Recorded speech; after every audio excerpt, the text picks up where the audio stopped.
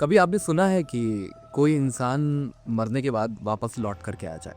आज की कहानी में कुछ ऐसा ही हुआ, जहाँ लोगों ने इस व्यक्ति को मरा हुआ समझ लिया था, लेकिन कुछ ऐसी क्रियाएं जिसकी वजह से वो वापस लौट कर के आ गया था।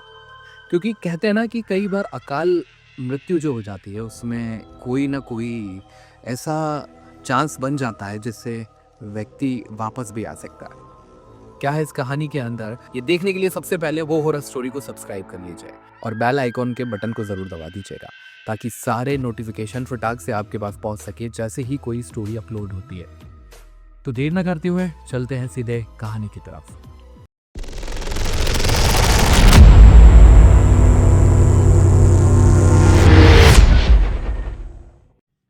नमस्कार दोस्तों, मेरा नाम है सचिन और आज एक और नई कहानी लेकर के आप लोगों के बीच में आ चुका हूँ। ये कहानी यूपी के सलामत खेड़े की है।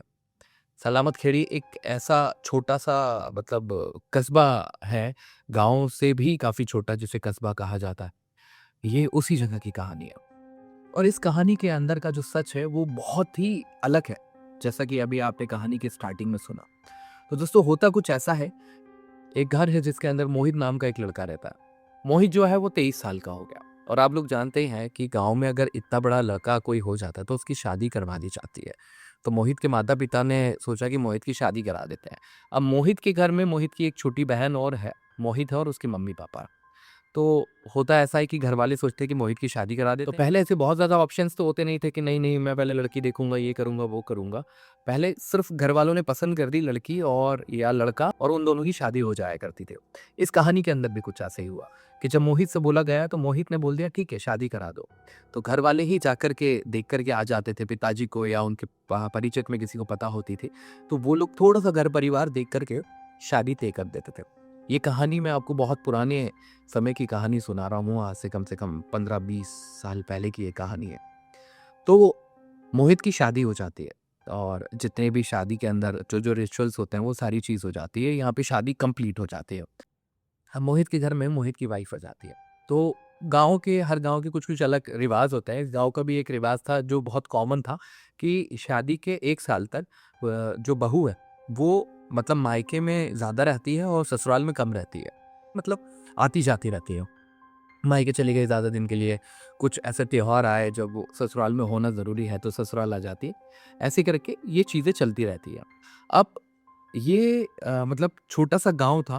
तो इस गाँव के अंदर जितने भी लोग थे तो सब एक-दूसरे को धीरे-धीरे पहचानने लगते हैं। अभी भी इनके घर में बहू आ गई थी, तो ये भी आती-जाती थी। कुछ त्योहार हुआ या किसी के यहाँ भी फंक्शन हुआ तो मोहित जाकर के प्राची को लेकर के आ जाता था। प्राची मोहित की वाइफ़ का नाम है। तो ऐसे आना-जाना इस टाइप से लगा रहता था। अब लगभग 1 साल कंप्लीट हो गया था और फिर यहाँ पे प्राची और मोहित अब इसी घर में रहने लग गए थे, यानी कि मोहित के घर में। तो आराम से वो अपने काम-वाम करते थे, ये सारी चीज़ें करते रहते थे। एक दिन रात को प्राची का पेट खराब हो जाता है, कुछ खा लेती है वो जिससे पेट गुड़गुड़ाने लगता है। और जैसे कि आप सभी लोग बखूबी जानते हैं कि गाँव के अंदर पहले टॉयलेट्स नहीं हुआ करती थी। अभी भी बहुत सारे ऐसे गाँव हैं जिसमें उनको फ्रेश होने जाना होता था तो वो गाँव से बाहर जाते हैं। तो प्राची अपना पेट पकड़ के बैठे रहती है। अब प्राची को लगता है कि सुबह हो गई है, मेरे को जाना चाहिए। और सबसे बड़ी बात ये थी कि पुराने टाइम पे ना हर कोई अपने घर में घड़ी नहीं रखता था, घड़ी कि सारे कमरों में हो या सब जगह हो।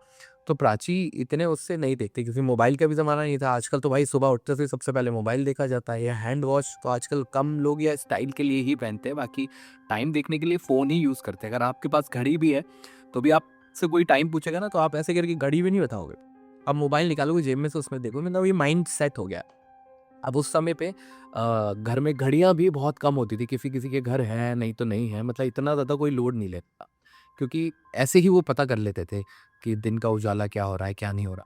तो प्राची को लगता है कि यार अभी थोड़ी-सी रात ज़्यादा है, मैं थोड़ी-सी लेट यहाँ से निकलूँगी, फ्रेश होने के लिए थोड़ा-सा दूर जाना पड़ता था, नदी के पास या खेत के पास में।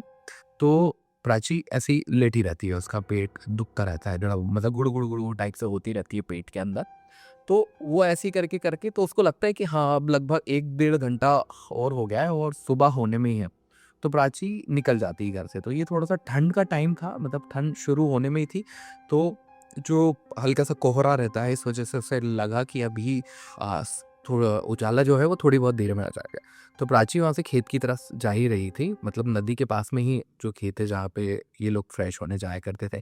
तो प्राची को उस दिन उस खेत के अंदर 4-5 मतलब अजीब-सी औरतें दिखी। किसी की हाइट बहुत कम थी, किसी की थोड़ी-सी ज़्यादा थी और इस तरह से मतलब एकदम अब अंधेरा तो था, तो एकदम तो आप किसी को देख नहीं पाते, लेकिन हल्का-हल्का सा जो अंधेरे में भी आपको उजाले में कुछ चीज़ें दिखना शुरू हो जाती है ना, वैसे ही।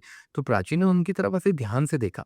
तो प्राची जानने की कोशिश कर रही थी कि यार ये कौन है? क्योंकि गाँव में सब एक-दूसरे को पहचानते थे, छोटा-सा गाँव है जैसा मैंने आपसे कहा, लेकिन प्राची को यहाँ पे देखने में बिल्कुल भी समझ में नहीं आ रहा था कि कौन है इस गाँव के, मतलब इस गाँव का कौन-सा व्यक्ति है। फिर प्राची को ऐसा लगा कि यार ये जितनी भी लेडी हैं, ये इस गाँव की तो नहीं है ना? पर प्राची ने उन सबको इग्नोर करते हुए फ्रेश होने वो चली गई। वो वहाँ पे फ्रेश-व्रेश होकर के वापस आती तो वो सारी औरतें जो थी 5-7 औरतें, वो वहीं खड़ी हुई थी उस समय भी। और प्राची को इस बार वो घूर रहे थे क्योंकि पिछली बार प्राची को उन लोगों ने नहीं देखा था, प्राची ऐसे देखने की कोशिश कर रही थी। लेकिन इस बार वो लोग जैसे ही प्राची वहाँ से अपने घर की तरफ आ रही थी, ये लोग जितनी भी औरतें थी इन सबकी नज़र उस लड़की पे पड़ गई, यानी कि प्राची के ऊपर। अब प्राची जब अपने घर की तरफ आ रही थी और जैसे ही अपने घर के पास पहुँचने वाली थी, प्राची को ऐसा महसूस हुआ कि उसके पीछे कोई चल कर के आ रहा है ना? कुछ कदमों के हल्के से ऐसे निशान होते हैं ना, या आप भी कहीं जाते हो तो आपका एक सिक्स्थ सेंस कहता है कि कोई पीछा कर रहा है आपका। ऐसे ही प्राची को भी लगा। तो प्राची अब सीधे अपने घर में आ जाती है। घर में आने के बाद वो गेट वेट लगा कर के चली जाती है। तभी प्राची को महसूस होता है कि दरवाज़ा किसी ने खटखटाया। प्राची खोल कर के देखती है तो वहाँ उसको नज़र आता है कि उसके ही गाँव की एक उसकी दोस्त है वहाँ। तो प्राची जैसे ही दरवाज़ा का मतलब खोल कर के देखती है, उसको देख कर के खुश हो जाती है, बोलती है, "अरे! संगीता तू?"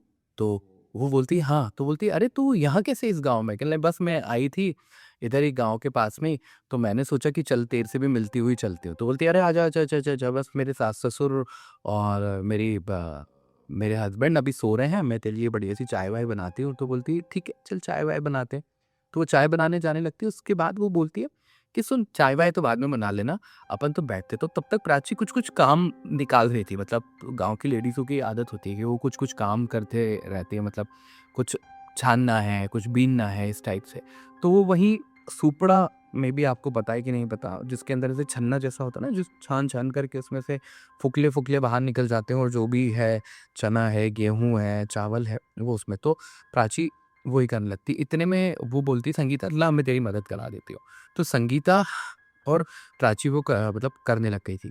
तो प्राची ऐसे करते-करते प्राची की जो नज़र पड़ती है संगीता के पैरों की तरफ। तो संगीता के पैर जो होते हैं वो होते हैं एकदम उल्टे। ये देख कर के प्राची एकदम सन्न रह जाती है और संगीता उसकी तरफ एकदम डरावनी वाली स्माइल देती है। तो यहाँ पे प्राची पूछती, "कौन है? तु तु तु तुम कौन हो? कौन हो तुम?" ये मतलब इस तरह से वो अटक-अटक करके कुछ कहना चाहती, लेकिन संगीता वहीं बोलती है, "मैं तुम्हारी सहेली नहीं, बल्कि मैं चुड़ैल हूँ।" बस इतना बोलना होता है और यहाँ प्राची की जान ही निकल जाती है और प्राची अपने प्राण छोड़ देती है। अब ये सदमा इतना खतरनाक था, जिससे मतलब प्राची पूरी तरीके से, और इसी बीच में प्राची ने ऐसे करके उसको हाथ लगाने की कोशिश करी थी। तो उसका जो हाथ था ना, वो उसके चेहरे मतलब अंदर से निकल गया ऐसे करके। मतलब वो वहीं बैठी हुई है और उसके अंदर से निकल गया। ये इतना होता है और प्राची अपनी मतलब प्राण जो है वो छोड़ देती है। अब सुबह जब उठते हैं तो यहाँ उठ कर के देखते हैं कि प्राची मतलब बाहर ये दोनों मतलब इनका घर है, उस घर के बाहर एक खटिया लगी है, उसी पे ये सारे काम करने के लिए बैठी हुई थी। प्राची वहीं आँगन में पड़ी हुई है नीचे। तो सुबह उठ कर के भैया इसकी सास दिखती है, सास चिल्लाती, घर वाले उठते हैं, पता चलता है कि प्राची जो है वो तो अपने प्राण त्याग चुकी है। जैसे-तैसे सब लोग इकट्ठे होते हैं, तो मतलब सब लोग कहते हैं कि इसको जलाने ले जाएँ। त तभी मोहित की मम्मी बोलती है कि देखो हमारे यहाँ एक अलग प्रथा है, हम नई जो बहू होती है ना उसको हम मतलब जलाते नहीं हैं। अगर उसकी बहुत जल्दी मतलब ये मौत हो गई है 2 साल के अंदर-अंदर, तो हमारे यहाँ प्रथा है कि उसको गाड़ दिया जाता है। तो भाई वहाँ के कुछ पंडित वगैरह रहते हैं, तो वो बोलते हैं, तो फिर वो कहते हैं कि चलो, पंडित वगैरह बोलते हैं कि ऐसा करना नहीं चाहिए, देखो हमारे शास्त्रों में मतलब हमारे हिंदू समाज में जलाया ही जाता है, दफनाया नहीं जाता। तो उन्होंने बोला नहीं, हमारे यहाँ ऐसी प्रथा चली आई है और बहुत सालों से ऐसा कुछ नहीं हुआ था, अब हमारे घर में ऐसा हुआ है तो हम उस प्रथा को करेंगे। तो वो भी बोल देते हैं, चलो ठीक है भाई, आपकी प्रथा है, आपको जिसमें खुशी मिले वो काम करा जाए, है ना? जिसमें मन राज़ी हो, बाकी आगे भगवान की मर्ज़ी। तो भैया ये वहीं घर के पीछे इनकी जो खुद की ज़मीन होती है, ये लोग उधर करके उसको उधर ही गाड़ देते हैं और वहाँ एक चबूतरा बना देते हैं ऊपर, तुलसी-वुलसी का पौधा लगा देते हैं उसके ऊपर। अब ये सब चीज़ें होती है। अब इसका जैसे-जैसे प्राची के वो 12-13 दिन का जो कार्यक्रम होता है, वो सारे कार्यक्रम होने के बाद अब एक दिन प्राची जो है वो उसके सास के सपनों में आती है। वो सपनों में आकर के उसे पूरी कहानी बताती है कि मैं ऐसे फ्रेश होने के लिए गई थी, वहाँ से जब मैं आई तो एक लड़की मेरे पीछे आ गई। वो मुझे पता नहीं था कि वो मेरी सहेली है कि चुड़ैल है। मैंने उसके साथ बैठ कर के ऐसा किया और ऐसे मेरी मौत हो गई। अब उसकी सास एकदम घबराती है, सुबह एकदम उठती है, उठ कर के सारी बात अपने बेटे को बताती है, तो बेटा बोलता है, माँ यही सपना मैं आपको बताने वाला था कि ऐसे ही होता है। अब ये दोनों बिल्कुल जब डिटेलिंग में बात करते तो हर चीज़ एकदम साफ-साफ, इन लोगों को बिल्कुल सेम सपना, सेम चीज़, सेम वॉइस टोन, सब कुछ वैसे ही आता है। अब ये लोग भई घबरा जाते हैं, ये बोलते हैं कि अरे यार ये मतलब कुछ तो सच होगा इसमें। अब ये ऐसे ही करके ना इनके साथ ही होने लगता है, मतलब ये अपनी छोटी बहन को तो नहीं बताते लेकिन पिताजी को बताते हैं, क्योंकि छोटी अब ज़्यादा छोटी है, उसको डर ना लगे कुछ ना हो। क्योंकि अभी तक ना छोटी बहन को ना पिताजी को ये सपना आया था। भाई दूसरा दिन होता है, तीसरा दिन इसकी माँ के और मोहित के सपने में, मतलब दोनों के सपने में प्राची बार-बार आती है और सेम चीज़ कहती है कि ऐसा हो गया, मुझे बहुत याद आती है आप लोगों की, ये वो। अब ये सारी चीज़ें होने पे इसके पिताजी बोलते हैं कि अपन एक काम करते हैं, थोड़ी ही दूर पास में एक गाँव है जहाँ पे एक बाबा हैं जिनको कुछ देवता आते हैं उनके शरीर में, अपन उनसे चल कर के पूछते हैं। अब जब ये वहाँ जाते हैं और वहाँ जाकर के पूरा सपना उनको बताते हैं, तो वो कुछ आँखें बंद करके उसकी कोई चीज़ मानते कि कोई चीज़ तुम लाए हो, तो यहाँ पे इनको पता था कि ऐसा कई बार होता है कि कुछ चीज़ उसकी ले जानी होती है। तो प्राची को इन्होंने मतलब हाथ में पहनने के लिए कुछ दिया था, तो वो उसका लेकर के आते हैं, बाबा उसको हाथ में लेते हैं और ऐसे ऊपर आँखें करके कुछ मंत्र पढ़ते हैं और कुछ बातें करने लगते हैं किसी से। अब जब ये आँखें खोलते हैं तो वो बताते हैं कि तुम्हारी जो बहू है वो वापस आ सकती है तुम्हारे घर में। लेकिन क्या हुआ है कि उसकी मौत से अचानक से हो गई ना, तो उसका एक रास्ता है कि वो आ सकती है और वो तुम्हारे सपनों में आकर के यही बताना चाह रही थी। तो मुझे उसने अभी ये बता दिया, तो अब क्या करना, वो हर रोज़ तो आती है तुम्हारे सपने में। अब क्या होगा कि जो अभी अमावस्या की रात आएगी, वो तुम्हारे घर में आएगी और आकर के वो उसी बिस्तर पे सोएगी जिस बिस्तर पे वो सोती थी। उसके पति से बोलते हैं, तुम क्या करना, उसकी चोटी है ना वो काट कर के अपने पास रख लेना। तो ये मतलब बोल देता है ठीक है, ऐसा होगा। अब बस 2-3 दिन बाद अमावस्या की रात आने वाली थी। तो ये सोता है रात को और महसूस करता है कि 12-1 बजे के आस-पास इसके पास मतलब जो बिस्तर है, ये अपने बिस्तर पे नहीं सो रहा था, इसे पता है कि वो यहीं सोती थी। तो ये बगल में ही एक चारपाई बिछा कर के सो रहा था। लेकिन इसको रात को 12-1 बजे के आस-पास महसूस होता है कि बिस्तर में कोई आकर के सो गया। ये जैसे ही इधर मुड़ करके देखता है तो प्राची, उसे देख कर के थोड़ी देर के लिए तो बहुत ज़्यादा तेज़ डर जाता है ये। लेकिन जैसे-तैसे अपनी हिम्मत को बढ़ाता है और बोलता है, "प्राची तुम?" तो बोलती है, "हाँ।" कहला, "प्राची तुम लौट आई क्या?" तो बोलती है, "मैं तो रोज़ ही आती थी, लेकिन आप मतलब मेरे को ज़्यादा रिस्पॉन्स नहीं दे रहे थे।" तो अब ये सो जाता है और इसको ध्यान आता है कि उन्होंने बोला था चोटी काट करके रख लेना, उसके बालों की बड़ी चोटी के नीचे एक छोटी-छोटी और होगी, मतलब ऐसी मोटी-सी चोटी, इधर छोटी और होगी। तो वो जैसे ही सोती है, ये रात को कैंची उठा करके उसकी चोटी काट देता है। और सुबह जब ये उठते हैं तो बिल्कुल सही, अभी भी सो रही है बिस्तर के अंदर वो। छोटी बहन को भी अभी मतलब जब ये गए थे वहाँ सारी चीज़ें बता चुके थे। पिताजी को तो पता थी, माँ को भी पता थी, लेकिन सब दंग में रह गए कि बाबा ने बोला था हाँ, वो रह जाएगी, वो रह गई। तो उन्होंने ये भी बोला था कि इसको मतलब जो चोटी है इसको तुम घर के अनाज में छुपा देना कहीं पे और इसको पता नहीं चलना चाहिए, मतलब प्राची को चोटी के बारे में बिल्कुल भी नहीं पता ना तो भाई ये छुपा देते हैं उस अनाज में, उस चोटी को। अब सुबह उठते से ही प्राची से बोल देते हैं कि सुनो, तुम है ना अभी घर से एकदम बाहर मत निकलना, क्योंकि यहाँ है ना कुछ लोग मतलब पागल से हो गए हैं।